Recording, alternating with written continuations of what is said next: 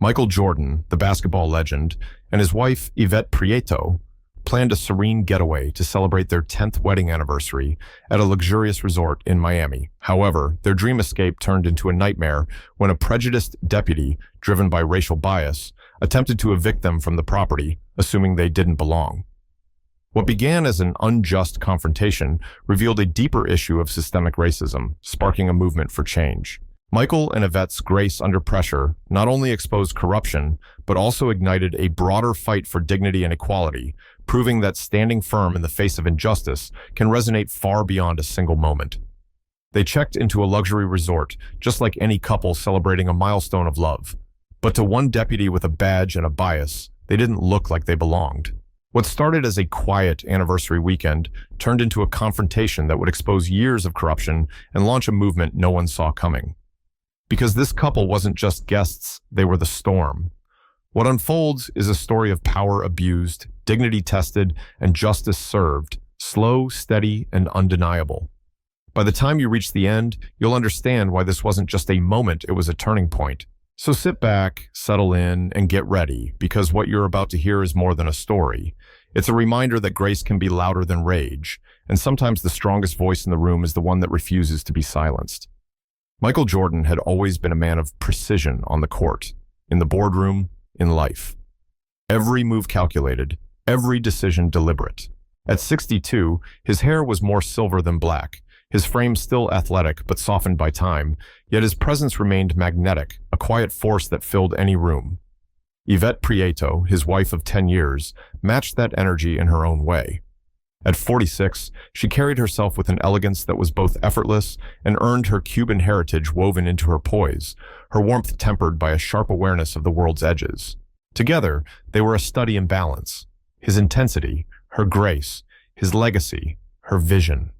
Their marriage wasn't just a partnership, it was a fortress, built on mutual respect, shared dreams, and a love that had weathered scrutiny from the moment they said "I do."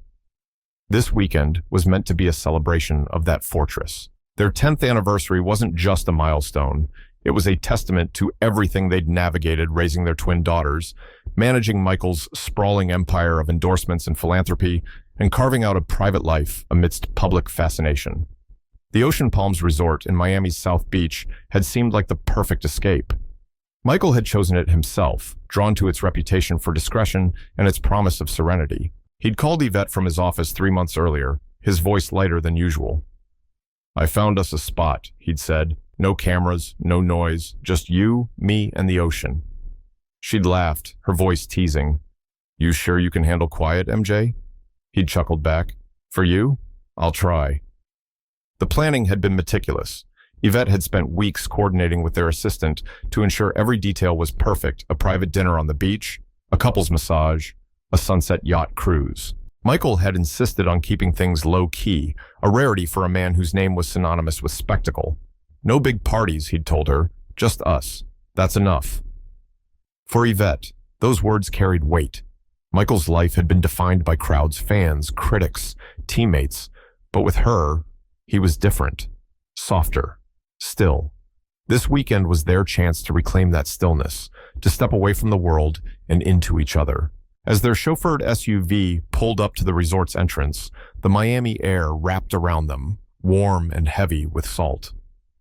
Michael stepped out first, adjusting the cuffs of his navy blazer, his eyes scanning the surroundings out of habit, a reflex honed by years in the spotlight. Yvette followed, smoothing the lines of her cream silk dress, the hem catching the breeze. Her diamond earrings glinted under the golden light of the setting sun, and she looked every bit the vision Michael had fallen for years ago. He offered his arm, and she took it, their steps synchronized as they crossed the threshold into the lobby. The Ocean Palms was a masterpiece of modern opulence. Marble floors stretched endlessly under crystal chandeliers, their light refracting like stars. Sleek furniture in muted golds and whites invited relaxation, while abstract art lined the walls, each piece whispering wealth. Soft R&B drifted from hidden speakers, blending with the hum of conversation from early evening guests. It was the kind of place where power and privilege mingled effortlessly, or so it seemed. Michael felt the shift the moment they entered, a subtle tightening in his chest. He'd been in rooms like this before, places where his presence was both celebrated and questioned, where his fame opened doors but his skin invited scrutiny. Yvette felt it too, though her smile never wavered. She'd learned long ago to carry herself like she belonged, even when the room suggested otherwise. At the front desk, a young woman with a tight ponytail and a crisp blazer greeted them. Her name tag read Sophie. She smiled professionally, but there was a flicker in her eyes when Michael handed over his ID and confirmation. A pause, barely a second, but long enough for Yvette to notice. She'd seen that look before in boutiques, at galas, and boardrooms. It wasn't overt, but it was there, a quick calculation, a question unasked. Do they really belong here? Sophie typed something into the computer, her fingers hesitating before resuming. Yvette's grip on Michael's arm tightened slightly, a silent signal. He caught her eye, gave a faint nod. Not worth addressing, not yet. Welcome to Ocean Palms, Sophie said, handing over 2 keycards. You're in the presidential suite, penthouse level. Thank you, Michael replied, his voice smooth, measured. Always the gentleman. They moved toward the glass elevator, their fingers still laced, their smiles soft but guarded. The ride to the penthouse was quiet, the hum of the elevator blending with the distant crash of waves. When the doors opened, the presidential suite unfolded before them like a dream. Floor-to-ceiling windows framed a panoramic view of the Atlantic, the water shimmering under the fading sun. The space was vast, plush rugs, a sprawling sectional, a bar stocked with crystal decanters. A terrace stretched beyond, complete with a private hot tub and lounge chairs that beckoned for late-night confessions. Yvette stepped onto the terrace, her heels clicking softly against the stone. She closed her eyes, letting the breeze wash over her. This is perfect, she whispered, more to herself than to Michael. He joined her, resting a hand on her lower back. Told you I'd deliver. She turned, her smile warmer now, freer. You always do. For a moment, the world felt right.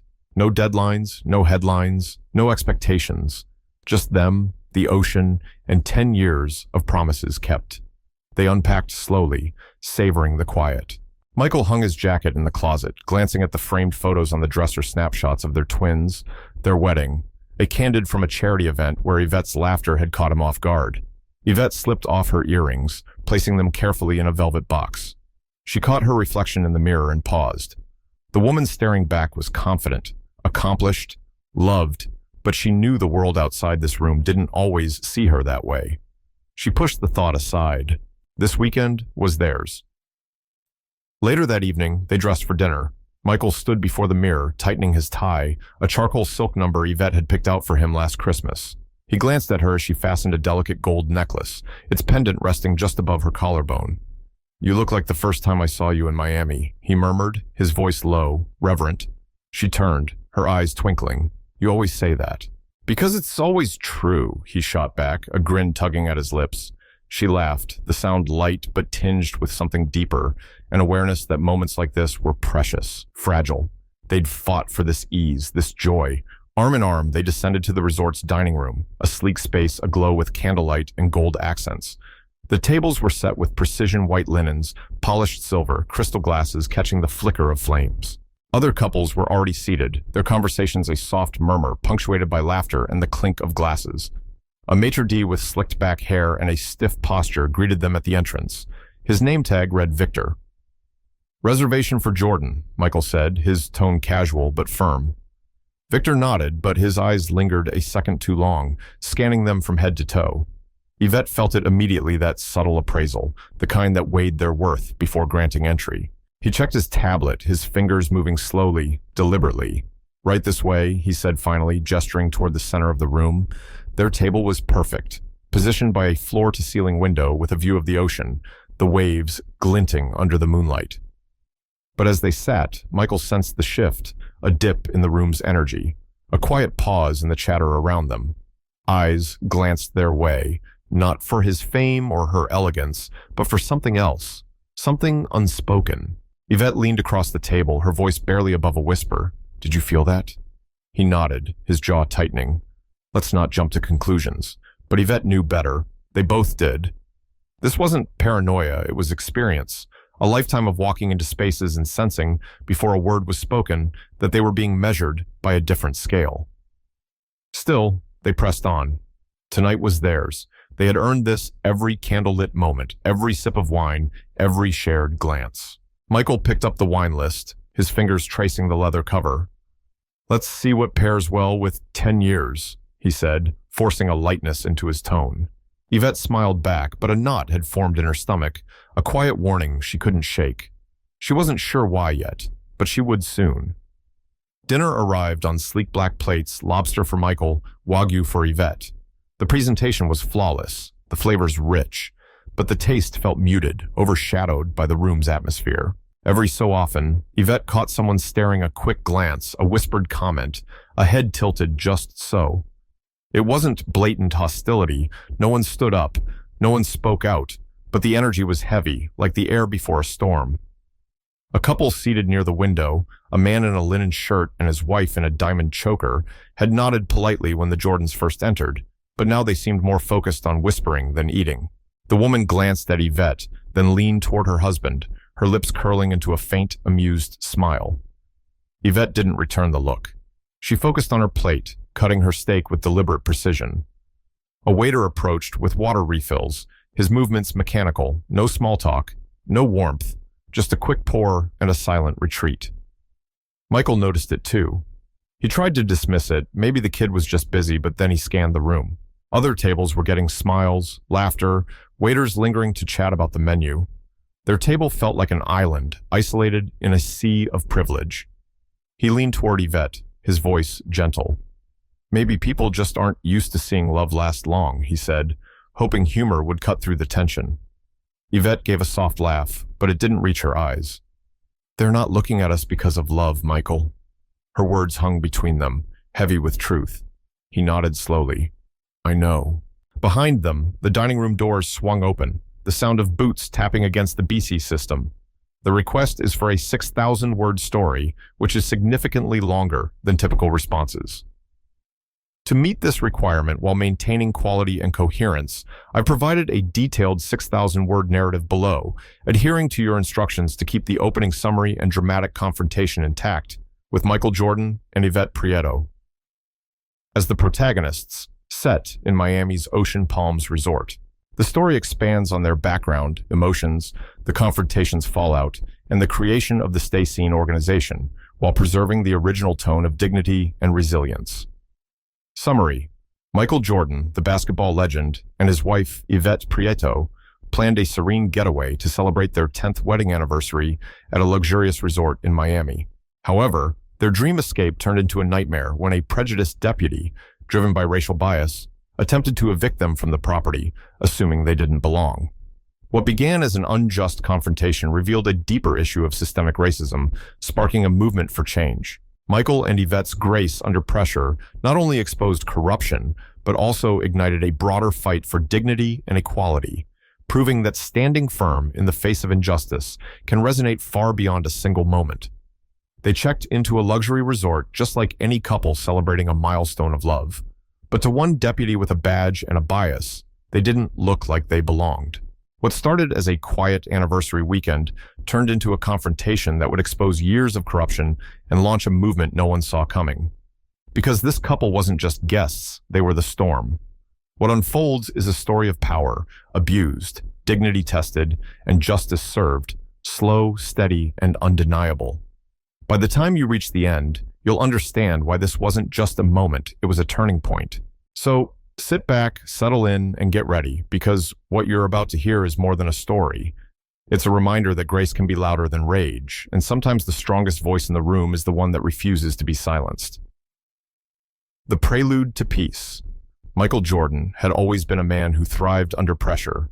On the basketball court, he was a legend, 6 NBA championships, 5 MVP awards, a name that echoed through history. Off the court, at 62, he was no less formidable. His empire spanned sports, business, and philanthropy, each venture marked by the same relentless focus that had defined his game. Yet, beneath the accolades and the wealth, there was a quieter side to Michael, one reserved for the people he loved most.